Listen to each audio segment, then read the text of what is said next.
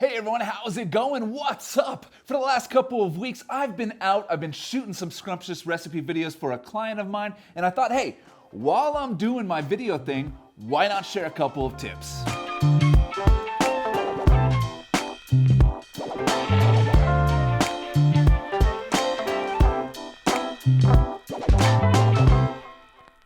By the way, this sweet little piece of video gear right here is the Pocket Skater 2 from Edelkrone.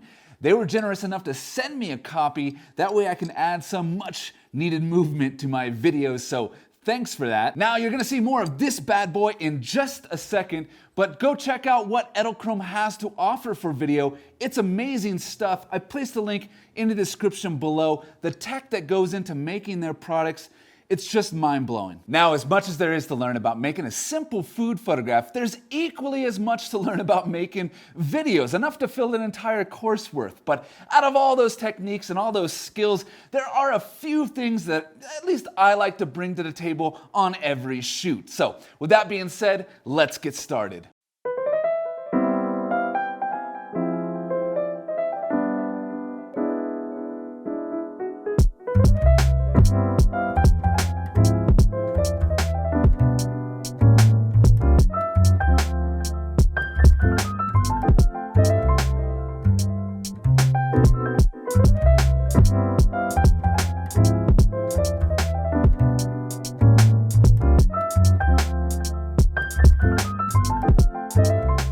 Okay, the first thing that I want to talk to you about is how to spice up those prep shots. You know, not every shot could be a steak on the grill with the flames and the spices falling and the knives chopping, all that great action. But what about the tipping, the pouring, the whisking, you know, regular stuff like that? How do we spice those up? How do we make those interesting? Well, some things that you could try. Methods that I love to use is to add as much movement in the frame as possible. Maybe try using a repetitive motion, like my arm coming into frame here. You know, it's the exact same motion for each ingredient. Or you could try to have each ingredient come from a different side of the frame. It's kind of playful and fun. Another way you can spice up those necessary but oftentimes rather ordinary shots is to grab a lot of great audio while you're shooting and mix them together like I did with this B-roll sequence a while back.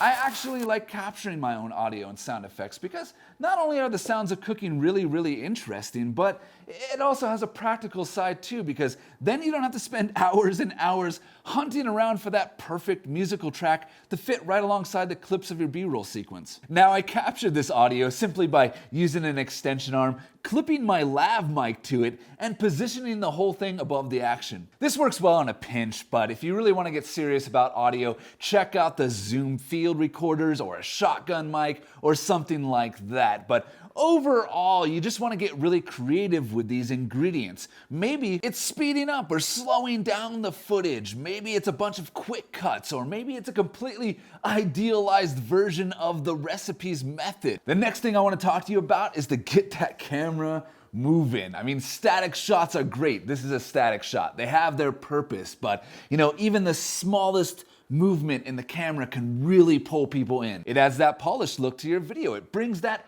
wow factor. I do use motion a lot in my videos. I have a couple of these manual sliders with these little flywheel doodads at the bottom. I also have larger ones where you can control the motion of the camera automatically. So I really love adding motion to my videos, but in all fairness, they're a big pain. They take time to set up, they're big, they're clunky, they're hard to move around the studio, etc., etc. And in all laziness, I end up skipping it, which really sucks because it is important. So Edelkrone sent me this. It's the Pocket Skater 2. Check out that link in the description below. But look how smooth that glides.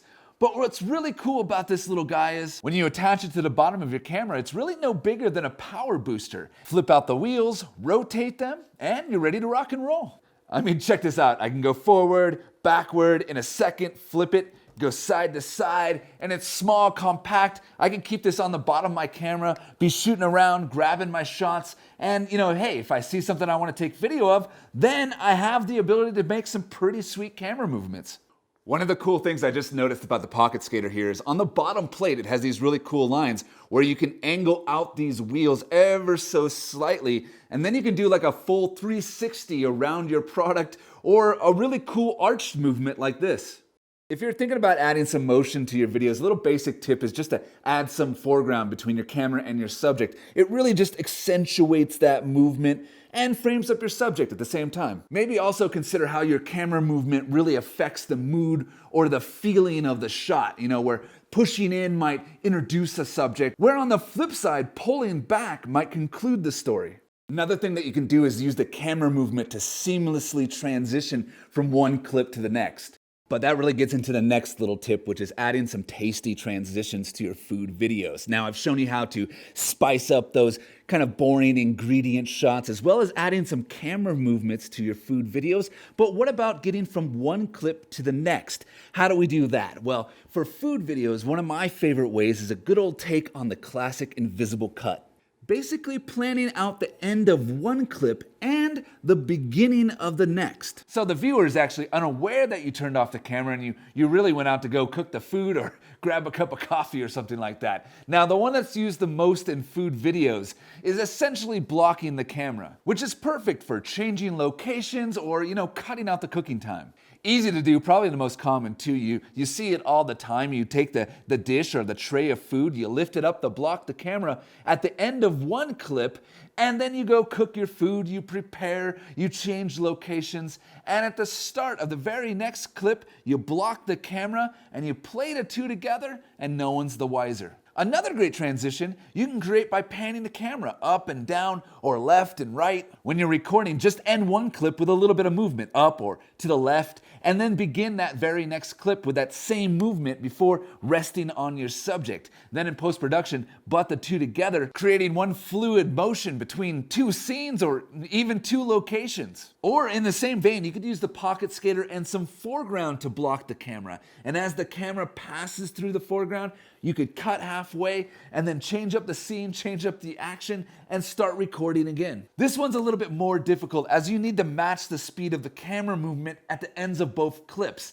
I would suggest passing through the entire foreground. Then on the next clip, start before the foreground. That way you have enough time to pick up the same speed. I actually ran into a couple of situations in the last few videos that I made for clients where the methods or the ingredients were just boring. I mean, there was nothing much going on there. So I think it's really important to, try to spice up those shots. Find creative solutions that make those ordinary shots interesting to the viewers. Also, try to add some camera movements to your videos. I mean, check out the Edelkrone Pocket Skater 2. It's an amazing solution for adding simple movements to your videos. I'll place the link in the description. Also, try to add some sweet transitions to your videos. They always help to get you from one place to another or from one time to another in a very interesting way. Hey, I hope you find this video interesting. If you do, and if you do use some of these techniques in a video, tag me in it. I'd love to see it. But as always, if you like what you see, hit that subscribe button, turn on notifications, give it a thumbs up, a like, drop a comment down below, and I'll see you in the next one.